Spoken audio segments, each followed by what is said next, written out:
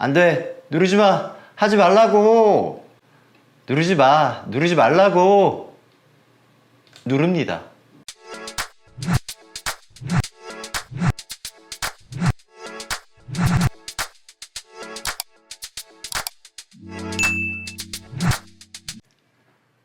안녕하세요. 베테우스입니다. 인트로 영상 잘 보셨죠? 이게 진짜 많이 일어나는 사건입니다. 사고죠, 사고. 지금 여러분들이 보시는 것처럼 슬롯 하나만 꽂혀 있잖아요? 이런 상태인 겁니다. 스토리지 풀을 확인해 보면 SHR 하드가 하나뿐일 때 기본, 그러니까 베이직으로 쓰시는 분들은 이런 일이 잘 없는데 주로 SHR로 설정하시는 분들이 이런 사고가 많이 발생을 합니다. 지금 하드가 6테라짜리 하드 하나인데 용량을 늘리고 싶은 거예요. 이 모델은 4베이 모델이지만 여러분들이 2베이 모델을 쓰고 있다고 생각을 합시다.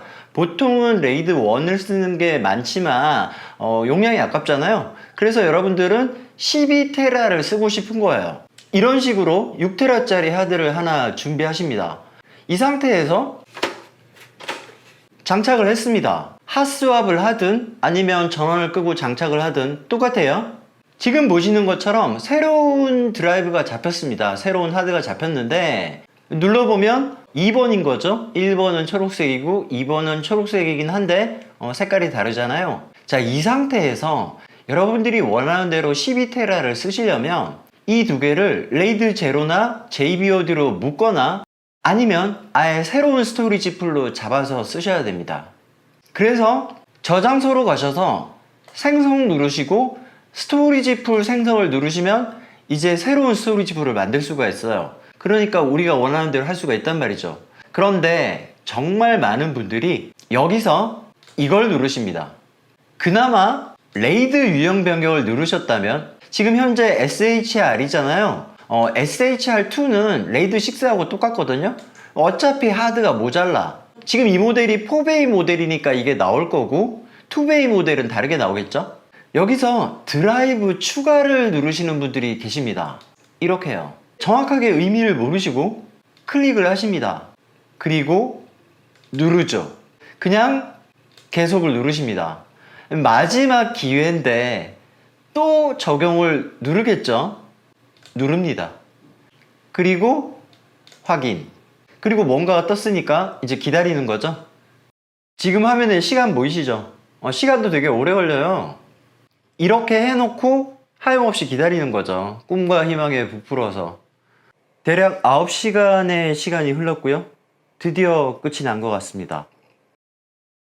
자, 여러분들은 이제 확인을 해보십니다. 뭔가 이상함을 느끼겠죠? 여러분들이 원한 건 6테라짜리 2개 12테라인데 절반밖에 안 되죠. 레이드 1으로 완벽하게 묶였습니다. 한마디로 말해 망했습니다.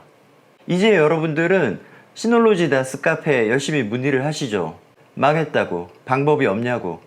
레이드는 한번 구성이 되면 레이드 1에서 레이드 5 이런 식으로 윗단계로는 갈 수 있어도 아랫단계로는 데이터를 유지한 채 갈 수 없습니다. 다시 말해 이 상황을 해결을 하려면 어쩔 수가 없어요. 데이터를 모두 다른 곳으로 백업을 하시고요. 스토리지 풀을 제거하시면 됩니다. 아니면 공장 초기화를 하시든지요. 한마디로 말해 방법이 없다는 이야기죠. 자, 이렇게 다소간 절망적인 상황인데요.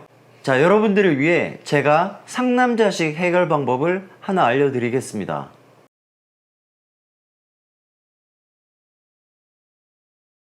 자, 이 상태에서 이 화면으로 가보면 두 개의 드라이브는 쌍둥이죠. SHR이니까 두 개 중에 아무거나 하나 드라이브 2라고 합시다. 얘를 선택을 하고 작업을 누르십니다. 드라이브 비활성화를 누르세요. 자, 그러면 이런 메시지가 나와요. 과감하게 클릭하시고 확인.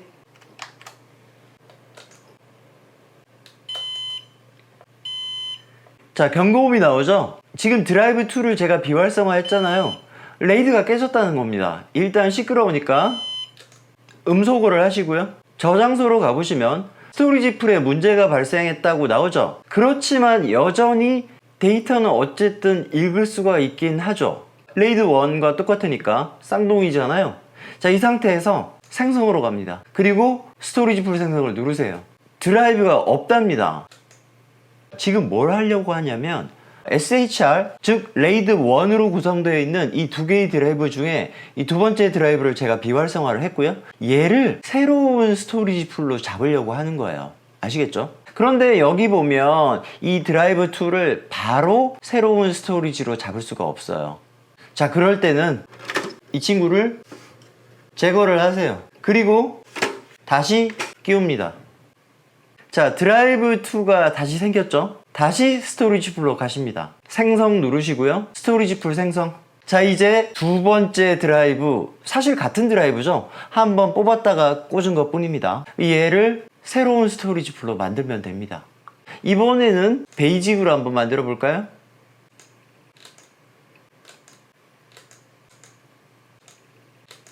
자, 끝났습니다. 이 상태로 쓰시면 됩니다. 지금 비록 이 스토리지 풀 1 같은 경우는 레이드가 깨진 상황이고 이 하드가 물리적 고장이 나면 여기에 있던 데이터는 접근할 수가 없다라는 이야기인데, 잘 생각해 보면 여러분들은 오늘 이 작업을 하시기 전에 하드 하나만 썼죠. 결국 똑같은 상황이라는 겁니다. 그냥 이렇게 쓰셔도 됩니다. 다만 조금 전에 보셨듯이 이 알람 소리에 압박이 있고요. 여기 램프를 보시면 이 주황색으로 계속 들어오죠. 왜? 이 레이드가 지금 깨져 있으니까 거슬리죠. 이 거슬림의 압박을 이겨내고 그냥 쓰시면 됩니다. 여러분들은 상남자니까. 그렇지만 이건 좀 그렇잖아요. 지금 파일 스테이션으로 가보면 C장이라는 폴더를 제가 하나 만들어 놨는데 여러분들은 더 있을 거 아닙니까? 많이 있을 거예요. 얘를 스토리지 풀 2로 옮기세요. 자, 이렇게 스토리지 풀 2의 볼륨을 만드시고요. 제어판 공유 폴더 생성을 누르시고 공유 폴더를 만드세요. 만드는데 볼륨 2에 만들어야 되겠죠? 그리고 이름은 얘랑 똑같으면 안 됩니다. 이렇게 하면 안 된다고 나와요. 그러면 뭐 이 정도 이렇게 하시고 C장이라는 거는 볼륨 1에, C장 1이라는 건 볼륨 2에, 그리고 여기에 있는 내용을 이리로 카피하면 되겠죠. 이런 식으로 하나씩 카피하는 겁니다. 일일이 이렇게 카피하는 게 조금 무식해 보이지만 실제 카피 속도는 굉장히 빨라요. 내부 카피잖아요. 그죠? 네트워크로 하는 것보다 훨씬 빠릅니다. 자, 이런 식으로 데이터를 카피를 하고 패키지도 마찬가지예요. 볼륨에 까는 패키지들이 있거든요. 걔네들 다 제거하시고 나면 다시 한번 저장소 관리자로 가서 이번에는 이 문제가 생긴 스토리지 풀을 삭제를 하십니다. 제거. 자, 그러면 또 이렇게 나오죠? 제거하십니다. 자, 제거가 됐습니다. 자, 그러면 마지막으로 제거가 된 스토리지 풀 1, 다시 말해 드라이브 1이죠. 얘를 뺍니다. 그리고 다시 꽂습니다. 하드디스크로 가보면 드라이브 1이 다시 살아났죠. 다시 한번 저장소로 갑니다. 뭘 해야 되죠? 스토리지 풀을 만들어야죠. 이번에도 베이직으로 하겠습니다. 스토리지 풀이 다 됐으면 볼륨 만들어야죠. 볼륨을 만들 수 있는 곳이 어차피 얘밖에 없어요. 스토리지 풀 1밖에 없죠. 끝났습니다. 자, 이렇게 하시면 됩니다. 자, 이렇게 상남자의 방법을 소개시켜 드렸습니다. 의외로 이거 꽤 쓸만합니다. 이 사람들이 잘 몰라서 그렇죠. 자, 지금까지 보여드린 상남자의 방법을 정리해 보자면 실수로 레이드 1으로 묶어버렸어. 이 상태에서 두 하드 중에 아무거나 하나를 비활성화를 시킵니다. 그러면 이렇게 되는 거고, 레이드가 깨졌으니까 경고음 나고 램프도 켜지고 뭐 그런 상태죠. 자, 이 상태에서 얘를 새로운 스토리지 풀로 잡습니다. 이렇게 되겠네요. 자, 이렇게 해놓고 그냥 쓰셔도 됩니다. 다만 경고음과 주황색 램프의 압박을 견딜 수 있다면요. 어차피 우리는 하드 하나 썼으니까. 자, 그런데 이렇게 계속 쓰기는 좀 그렇고요. 이 상태에서 여기에 있던 데이터를 모두 1위로 카피를 하세요.